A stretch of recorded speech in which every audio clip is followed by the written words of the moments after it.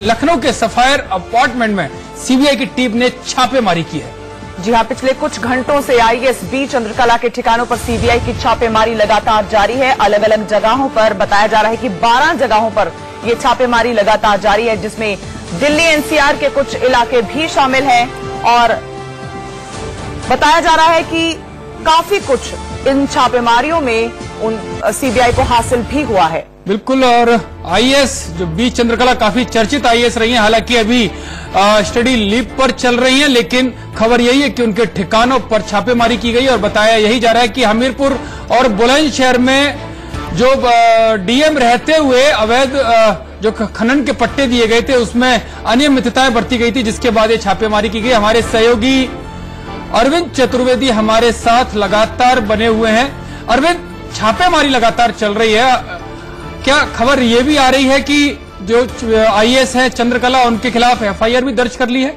मुश्किलें बढ़ गई हैं चंद्रकला की? की गायत्री प्रजापति को लेकर सीबीआई बहुत दिनों से जांच कर रही थी और उसकी महत्वपूर्ण बात यह है कि गायत्री प्रजापति के अहम सहयोगी रमेश मिश्रा, जो कि हमीरपुर से संबंध रखते हैं और समाजवादी पार्टी से एमएलसी थे यानी विधायक थे, उनको बाद में पार्टी से निकाल दिया गया। उनके साथ वो सारे कनेक्शन जुड़े हैं, क्योंकि जिस समय बी चंद्रकला वहां पर डीएम थी उस दौरान कहा जा रहा था कि 50 पट्टे जो है वो अवैध रूप से दिए गए और इन पट्टों में गड़बड़ी प्रथम दृष्टया पाई गई है।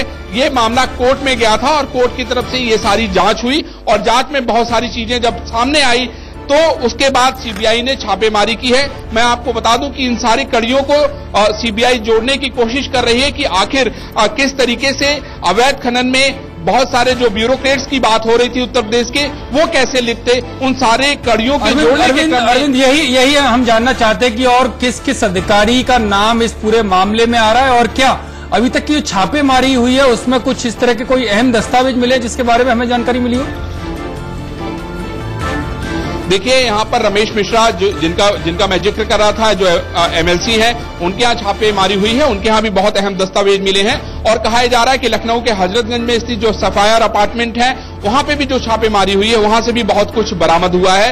अब इन सारे कड़ियों को जोड़ने की कोशिश करेगी सीबीआई। यतेंद्र, ये खगालना चाहती है कि जिस समय हमीरपुर, जालौन या जो भी जिले थे जहां पे खनन को लेकर लगातार शिकायतें थी, उन सारी कड़ियों को जोड़ने की कोशिश कर रही है सीबीआई, क्योंकि गायत्री प्रजापति ऑलरेडी आप देख रहे हैं कि वो जेल में है और उनके जो भी साथी संगी थे, जिन लोगों ने भी उनकी मदद की थी, अब उन सारी कड़ियों को आगे जोड़ने की कोशिश सीबीआई कर रही है। चलिए अरविंद, बहुत बहुत शुक्रिया इस पूरी जानकारी के लिए।